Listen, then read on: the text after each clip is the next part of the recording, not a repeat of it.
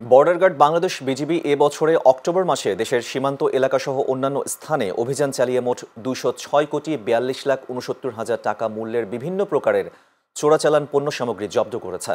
বিজিবির জনসংযোগ কর্মকর্তা মোহাম্মদ শরীফুল ইসলাম এর তথ্য জানান। এছাড়া 4টি দেশীয় পিস্তল, 1টি রিভলভার, 3টি মর্টার সেল, 6টি হ্যান্ড গ্রেনেড, 3টি ম্যাগাজিন, 53 রাউন্ড গোলাবারুদ, 250 গ্রাম বিস্ফোরক, 2টি ডেটোনেটর এবং 7টি অন্যান্য অস্ত্রও উদ্ধার করা হয়েছে। পাশাপাশি বিপুল পরিমাণ মাদকদ্রব্য জব্দ করা হয়েছে।